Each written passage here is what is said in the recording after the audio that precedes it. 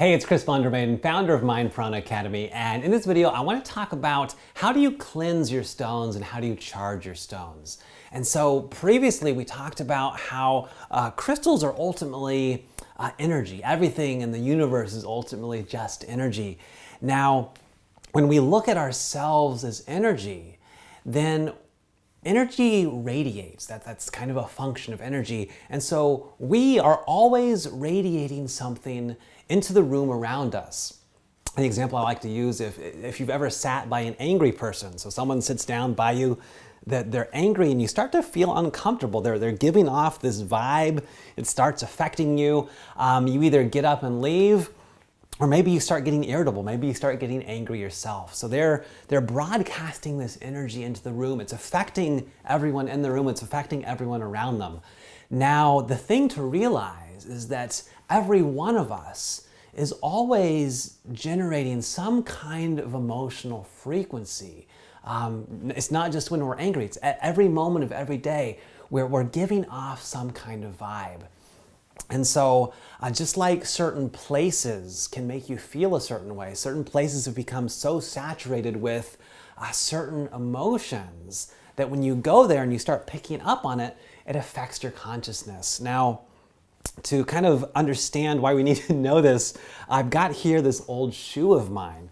Now, if I were to give this to a psychic can connect to this old shoe. They can hone in on my frequency, my energetic vibration, my unique signature. They could hone in on that, and then a really good psychic could identify, okay, where at in the world am I? And that's just from using an old shoe. Now with crystals, we know that crystals have energy.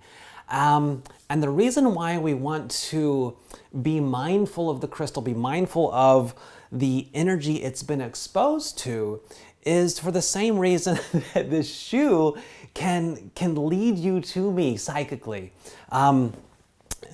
When we work with crystals, we very much will often kind of open up to them. We'll take down all of our guards and just take in the energy of the stone.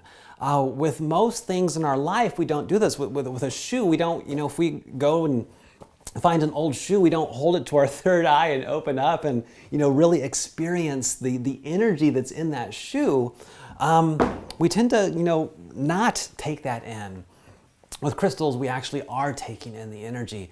And so just like places can become programmed with old vibes or heavy vibes, or maybe just vibes that we don't want in our life, the same thing happens to stones. They can pick up on old emotions. They can pick up on people's old energies, just maybe stuff you don't want to bring into your personal space. A lot of the work with stones is very much, taking in everything that's within that crystal and using it to impact your consciousness. So before you do that, you want to make sure there's no old stuff. There's no lingering emotions, maybe from a previous owner or a previous user, just an environment that maybe wasn't the best. Now, there are all kinds of methods people like to use, everything from waving sage or putting it in the sunlight, putting it in the moonlight, burying it in the earth.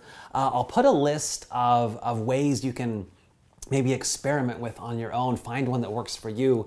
But no matter which method you use to cleanse your crystal, the important thing is it's your intention. What is your intention? And the intention is to get rid of anything that isn't the crystal. Anything, you want to get down to the essence of the crystal, to its unique frequency, its unique vibration.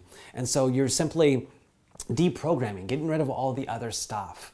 So no matter which method you use, get your crystal to that state of deprogramming. If you can't sense that yet, then just follow any of the methods. These are methods designed to take all the guesswork out. So be sure to get rid of the old stuff from your crystal before you open up to it, before you're putting it on your third eye or anything like that. Now, some people like to charge their crystals, whether that's putting it in the moonlight and letting it absorb some of that moon energy, or doing any number of ways to charge up the crystal, that's not something I personally do. Some people like to do that. For me, I find that when you can connect to the essence of the crystal, later on when we talk about resonating with the crystal, the whole charging process becomes kind of superfluous. So I like to get my crystal to that clean state of getting rid of all the old programming. And then when we learn how to resonate with the stone, charging becomes unnecessary. But if you want to charge your stones, you can always, place them outside on the ground, maybe overnight, or in the moonlight overnight, just to, that will, one, clean it, but it'll also maybe add in a little extra energy to give it a little more boost when you work with it.